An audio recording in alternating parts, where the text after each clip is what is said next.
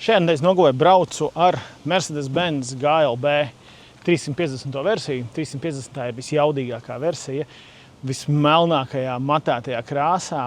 Šī automašīna ir ar ļoti interesantu formu, kantaina, ietilpīga un mērena agresīva no ārpuses. Atgādina vislielāko Mercedes mazāko brāli. Salons Mercedesam izpildīts jaunājā Mercedes stilā, kā jau lielākā daļa jauno Mercedes automašīnu.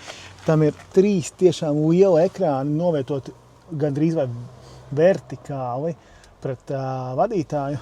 3. displejs, centrālais un arī vadītāja ekrāns ļoti liels un informatīvs. Un aizmugurē vieta arī ir gana daudz. Te var redzēt, ka sēdēšana ir ērta. Jau esmu apsēdies aizmugurē, krēslu priekšā jau pabīdīju savā braukšanas pozīcijā. Tā, lai ir tāds godīgs izpratni par to, kā šeit ir. Un tad skatāmies, cik ir vietas kājām. Kājām vietas ir tā, ka vairāk nekā mana plauksta. Ļoti labi. Un skatāmies atpakaļ, kas ir ar galvu.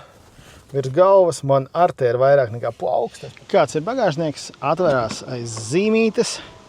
Bagāžnieka ietilpība ir milzīgi liela. Tas dziļums ir ļoti, ļoti liels. Un kas ir aiz zem bagāžnieka? Zem bagāžnieka vēl ir gana daudz vietas, lai paslēptu mantas, kuras negribās turēt vienkārši bagāžniekā. Daudz arī gribētos pieminēt, ka bagāžnieks varētu arī nebūt tik liels, ja tur būtu 7 vietas. Jā, šī automašīna ir konfigurējama arī kā 7-vietīga automašīna. Kas pie mums nozīmē? Protams, tas nozīmē, ka ir 7 vietas, bet vienlaicīgi tā kvalificējas arī lielajam valsts atbalstam daudz bērnu ģimenēm. Par šo automašīnu gribās teikt, ka tas ir Mercedes, un tas Mercedes te ir jūtams tajā, kā es jūtos, kā es sēžu tajā. Cik ērti ir šie krēsli, tas komforts ir neiedomājami labs. Vadāmība arī tieši tāpat komfortabla, saprotama. Te gan atkal ir jāstāsta, ka piekara šī nav top piekara, jo šis arī nav top versijas automašīna no viedokļa, ka šī nav top modelis. Piekara drusciņ kaut kādā brīdī, tā teikt, iekustina vairāk to mašīnu, bet tādā ikdienas braukšanā pat ļoti laba. Kas vēl? Protams, ka elektroniskā daļa. Ja mēs runājam par elektronisko daļu, tad 8 voltu arhitektūra ļoti labi uzlāda, 320 kW maksimālā. Man izteikti patīk šis lādēšanas sadaļa. Te mēs redzam, cik ir pašlaik uzlāde, cik ir sniedzamība un kāds būs maksimālais uzlādes ātrums, ja mēs pašlaik piespraustu lādēties. Tad mēs varam nospiest un dabūt informāciju.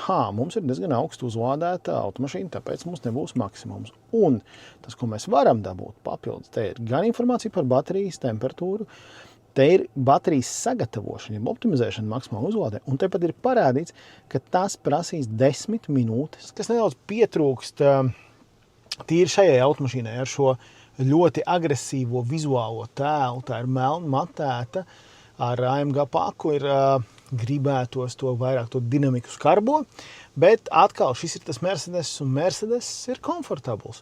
Uzrāviens ir ātrs, 5,5 sekundes, bet vienlaicīgi tas uzrāviens ir patīkams. Šai automašīnai Veho nodrošina 5 gadu vai 150 000 kilometru garantiju, kas ir pietiekami labs rādītājs, lai par šo automašīnu varētu ļoti labi domāt tīri no tehniskās pārliecības. Gribās teikt, ka šī ir tāda ambicioza ģimenes automašīna. Kāpēc ambicioza? Tas dizains, Mercedes zīme, it īpaši šajā melni matētajā krāsā ir tā sajūta, ka tā ir tāda skarba.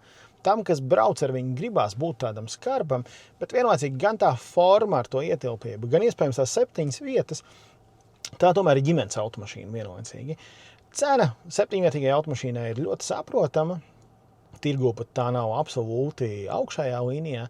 Tā kā es ieteiktu tiem cilvēkiem, kas domā par 7-vietīgu automašīnu, arī tiem, kas domā par 5-vietīgu, bet gribās tādu nedaudz brutālu, skarbu automašīnu, tad šī ir ļoti interesanta izvēle, jo tā sajūta viņā ir arī vizuāli, ka tas ir tas milzīgais Mercedes drusku samazināts izmērā, bet vienlaicīgi iekšā tā ietilpība ir gana liela, un ikdienā es domāju, ka viņa netraucēs arī, un ko es jūtu pašlaik testā, pārvietoties pa pilsētu, viņai nav tā sajūta, ka viņa ir pārāk liela. Ir ļoti labas kameras, ļoti ērti parkošanās asistenti, un šī ir viena no tām automašīnām, kur es jau esmu pirms tam ar Mercedesiem braucis, sapratis, cik kvalitatīva laba ir automātiskā parkošanās. To es parasti nelietoju, es citreiz pamēģinu tām demo mašīnām, tad šai tas ir jau ar CLA to es izmēģināju, un ar šo ir tieši tas pats, ir ļoti, ļoti ērti parkoties.